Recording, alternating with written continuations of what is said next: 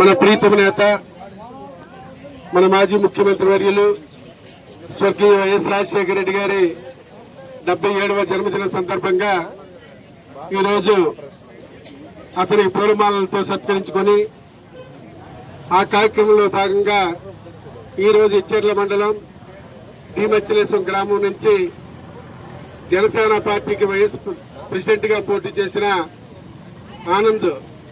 చీకటి ఆనంద్ అనే వ్యక్తి మనకి జనసేన పార్టీ నుంచి తన 50 కుటుంబాలతో మన వైఎస్ఆర్ పార్టీలో చేరడం జరిగింది.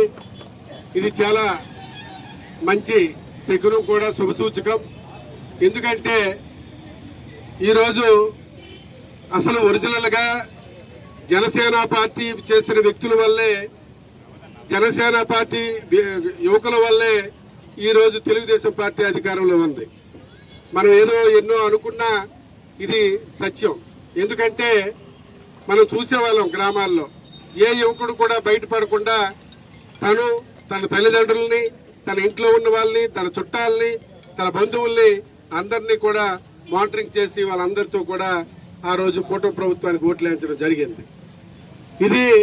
అది తెలుసుకొని ఈరోజు అదే జనసేన పార్టీలో ఆ రోజు పవన్ కళ్యాణ్ అనే వ్యక్తి తను ప్రశ్నిస్తానని చెప్పి తన మాటలు నమ్మి ఈ యువకులందరూ కూడా అతని వెనకాల నిలబడడం జరిగింది. కానీ ఈరోజు ఆ ప్రశ్నిస్తాను అనే వ్యక్తి కూడా ఈరోజు కనిపించకుండా, ఆ రోజు ఎలక్షన్ల ముందు ఏవైతే ప్రగల్భాలు పలికాడో, ఏవైతే చెప్పాడో ఏవి కూడా ఆచరణ సాధ్యం కాకుండా చేసి ఈరోజు ప్రతి ఒక్కటి కూడా అబద్దాలతో ప్రభుత్వాన్ని నడిపే కార్యక్రమం జరుగుతూ ఉంది. ఈ రోజు మనం చూస్తూ ఉన్నాం.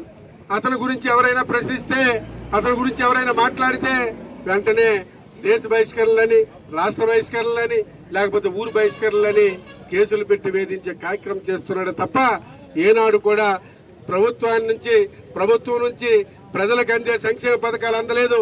ప్రభుత్వం రైతులకి గిట్టుబాటు ధరగా అందలేదు. అలాగే ఈ రోజు వర్షాలు లేక ఇబ్బందులు పడుతూ ఉన్నారు.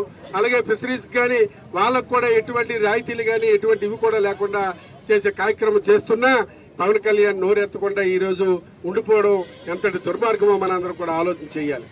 మాత్రం అతని మీద ఒక దృష్టితో ఒక ముఖ్యమంత్రిని చేసేయాలని ఒక ఆలోచనతో వీళ్ళందరూ ఆలోచించుకొని చేస్తే ఈ రోజు అదే కూటమిలో ఎక్కడ మనం రోజు టీవీల్లో ప్రెస్ల్లో చూస్తూ ఉన్నాం. జనసేన అనే వ్యక్తుల్ని ఏ విధంగా కొడుతున్నారో, ఏ విధంగా తెలుగుదేశం పార్టీ వాళ్ళు ఇబ్బంది పెడుతున్నారో మనం చూస్తూ ఉన్నాం.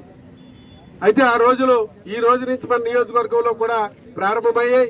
ఈ ప్రారంభం నుంచి వెంటనే ప్రతి ఒక్క ఊరు నుంచి కూడా ప్రతి ఒక్క జనసేనకు అనుకున్న ప్రతి ఒక్క వ్యక్తి కూడా తప్పనిసరిగా వైఎస్ఆర్ కాంగ్రెస్ పార్టీకి మద్దతు ఇచ్చి జగన్మోహన్ రెడ్డి గారిని ముఖ్యమంత్రి చేయడానికి వాళ్ళందరూ కూడా సహకరిస్తారని మీ అందరికి కూడా పేరు పేరున కోరుకుంటూ సెలవు తీసుకుంటూ ఉన్నాను. ఇక్కడ 2014 నుంచి జనసేన వైపును ఎంతలా పనిచేస్తామంటే 2014 నుంచి 2021 వరకు కూడా ఎంతో కష్టపడి మత్స్యకార తీర ప్రాంతాల్లో ఏ ఒక్క దగ్గర కూడా, అంటే మా మత్స్యకార తీర ప్రాంతాల్లో డి నుంచి దోనిపేట వెళ్ళినంత వరకు 4 మండలాల్లో ప్రతి విలేజ్ లో జనసేన జెండా ఎగురుతుందంటే దానికి మూల కారణం నేనే అని నేను గర్వంగా చెప్పుకోను.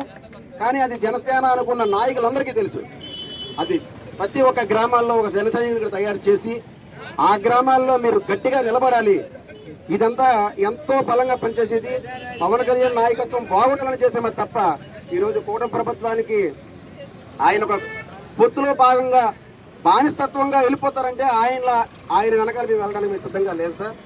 అలాగే నేను ఒక సర్పంచ్ అభ్యర్థిగా, అది కూడా నా కొడుకు 9 నెలల కొడుకు చనిపోయిన 15 రోజులకే ఒక సర్పంచ్ క్యాండిడేట్ గా పోటీ చేస్తానంటే ఆయన మీద నాకు ఎంత అభిమానం ఉందో ఒకసారి మీరు ఆలోచించవలసిందిగా కోరుకుంటున్నాం.